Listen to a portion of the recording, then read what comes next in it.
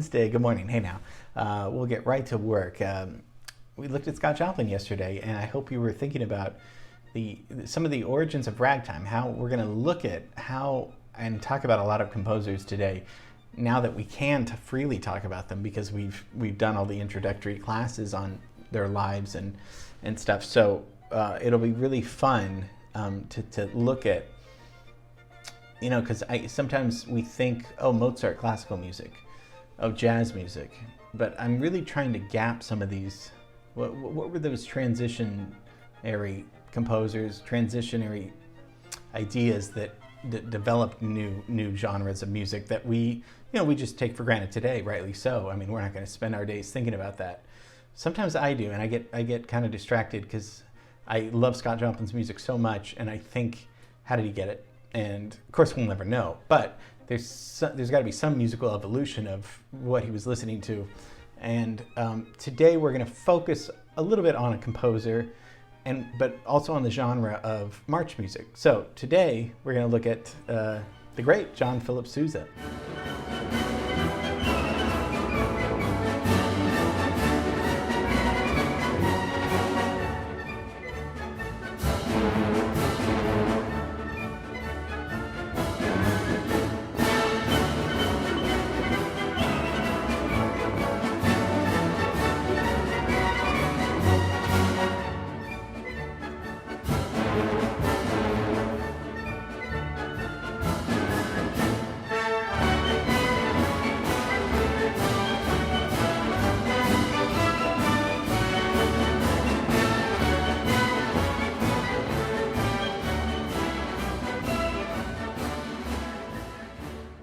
March music doesn't have to be our favorite kind of music. I don't, when I want to unwind at the end of the day, I don't necessarily turn on a marching band. We all know John Philip Sousa though, right? I mean, you heard that opening. We know it's Americana, it's patriotic, and it's got a rhythmic drive that people like Scott Joplin are going to take note of, whether they liked his music or not. We're going to look harmonically also how similar it is to ragtime. And this came right before ragtime. And so maybe this is our gap that we're going to try to fill in.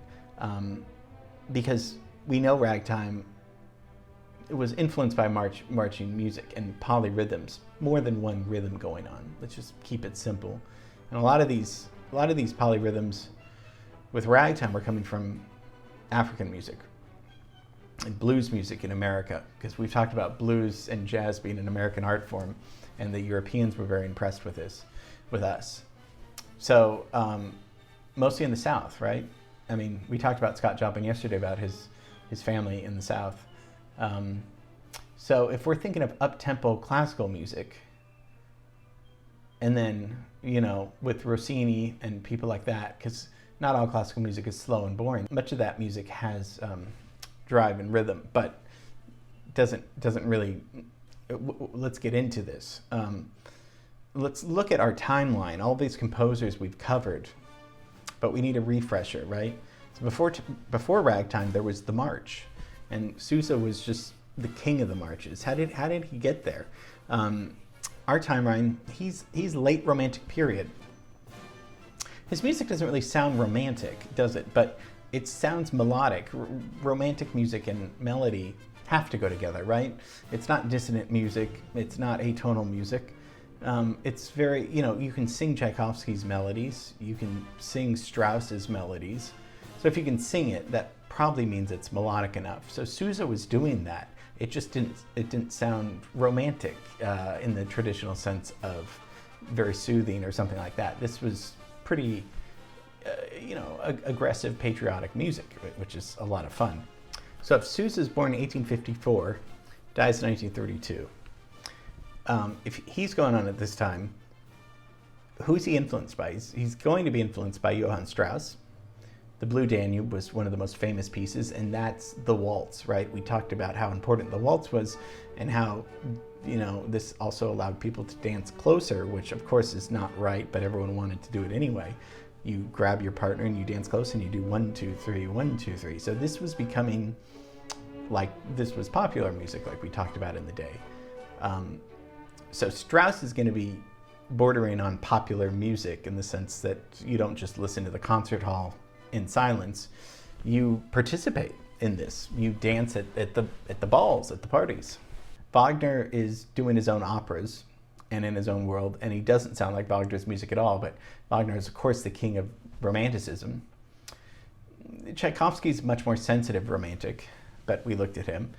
We looked at Franz Schubert with The Lieder and all of his beautiful music with songs that he did, and same with Schumann. They were both, composers and could do anything, but mostly Lieder was their, a lot of it, what they're remembered for is Lieder.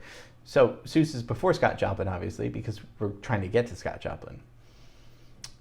Joplin's going to be very influenced by Sousa. Who else is going to be influenced? Because it's American music, George M. Cohen, we looked at, and we'll do another class on coming this summer on Yankee Doodle Dandy. He loves Sousa. He's going to incorporate a lot of marches. Same with Meredith Willson a lot later with the Music Band. That's a lot later, but this is Sousa's influence on these guys. Charles Ives, the very unconventional, controversial composer that we got through that class together, where he would take church hymns, right, and European classical music, and say, hey, let's all play at the same time. But he used marching bands, and he played in a marching band, so he probably played Sousa's music. So Sousa's born in Washington, D.C. So you think about America, I mean, we're developing, we're a new country, but mostly the Europeans, Mozart and Haydn are not romantic composers yet, they're classical composers. Beethoven's going to kind of get into Romanticism, but in America, he studies with classical people, obviously, or studies their works. His dad was a trombonist in the Marine Band, so he had a lot of military experience. Sousa joined the Marine Corps at age 13, something I was going to do when I was 13, but thought maybe I don't know if I could take it enough. So, and then he organized his own band, the Sousa Band, the year he left the Marine Band, and toured all around with him, just like the Jonas Brothers tour. I mean, you get your own band and you go on tour, and that's how you get people to take notice of you. And he performed over 15,000 concerts in America, all around the world. Same with Strauss would do that, right? I mean, you tour the waltz and kind of tour your big hits. It's interesting to think that not a lot has changed. You're a composer, a performer, and you go on tour. So he dies in 1932, heart failure at age 77. So by the time 1932 is around, I mean, he's looking at, early musical Broadway, right? I mean, who knows what he thought about all that, but, the Ziegfeld Follies going on way earlier. But he's into the 20th century music where jazz and swing music is coming in. So that's when he dies. So what I kind of want to look at is, I don't like to get too much into theory and harmony, but with these advanced classes, you guys are definitely able to. We've talked about chords, chord progressions, and we know that, to keep it simple, we know the one chord, the key that the song is in. Probably that is the most important because that's the key you're in, and the 5 chord is the most important because that gets you back to the 1 chord. Many, many thousands, millions of songs just have a 1 and a 5 chord, and 5 and then back to 1, and there's way too many, because we could do that with rock and roll music, we could do that to Haydn. They all go back to the 5 to the 1. That's I don't know if that'll ever change. That's just always how the ear wants to go. That's just ingrained in our evolution. Always where the ear wants to go. So, but something that the marches do, they stay on the 1 and the 5, then they go to the 5 chord. So, I mean, if we just look, so this is the basic harmony. And from this basic harmony chord progressions that the march is doing, somehow Scott Joplin's going to not make it faster, but use the same chord progressions in the left hand. So if he's playing the piano, and it's dun, dun, dun, dun, dun, dun, dun, dun, dun, dun. Those are that's a 1 chord or the 5 chord. He's going to be upping the tempo a little bit, but why don't we hear what I'm talking about first? If we look at the Washington Post March, listen to the bass line, the left hand, and you can hear that it's going from a 1 to a 5 chord to a 5 to back to the 1 chord. Dun, dun, dun. We hear that all the time, but just take a listen.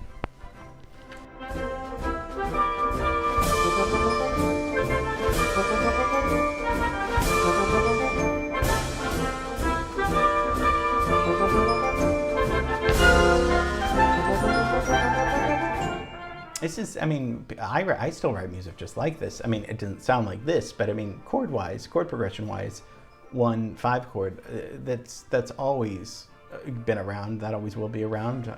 For some reason, it's just pleasant.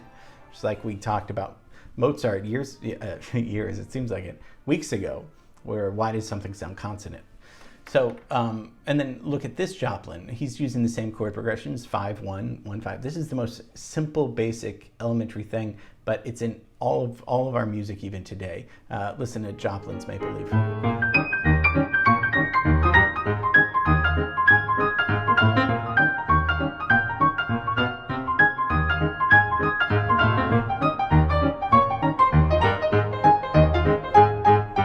So in both pieces, the left hand, whether it's, you know, piano or the orchestra, the basses, they're doing the 1/5/1/5/5/1.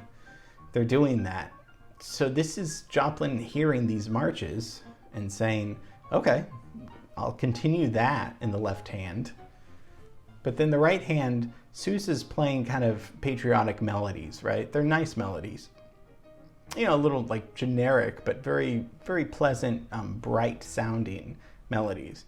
Joplin's not as bright as that, but he's going to stay with the left hand, stay with the chord progressions and the harmony. Joplin's going to kind of outline some chords. He's going to, you know, like outlining, meaning not playing just the chord, but outlining individually some of the notes in the chords. That's just one of them. I mean, he's obviously going to come up with some beautiful melodies, but they're not going to be necessarily simple patriotic melodies. They're going to be a little more sophisticated because he's just doing his own thing. He's outlining some of the chords more. There's a call and answer, like in The Entertainer. Da da da da da da da da. The answer. Da da da da da da da da. That's not really like Sousa. That's a little bit more playful. Sousa's kind of playful, but I don't think as humorous or whatever as Scott Joplin. Sousa's serious about this stuff. So that's just, you know, a little bit of chord progressions, how these composers, what their harmonic language is. I really want to break this down in the sense that I know music is abstract, and but I just want you guys to hear some of these chord progressions because this is what's going on today. These are the same chords going on, but how did Ragtime come from the march? And then we could always go back, you know. Well, how did the march happen? And maybe we will. Maybe I'll figure out how the march happens. But for right now, Ragtime came from marches. Some of those marches came from, you know, the Romantic era. But then with Ragtime, we can't dismiss the influence of blues and American black, you know, Southern blues that was founded in our country that the Europeans didn't have any idea about until we started doing it. So definitely it's not like Joplin's just stealing Sousa at all. Not at all. He's stealing these, you know, influenced by his harmonic progressions and movement. Don't. That is still being composed all the time today. He's influenced by that, but he's also going to be focused more on soulful blues music that Sousa doesn't know about yet. I mean, that's the cool thing. So hope you enjoyed Sousa and our advanced Scott Joplin class. Yeah, I think it's very happy music. So have a great rest of the day. Tomorrow we'll do something else. Okay, bye.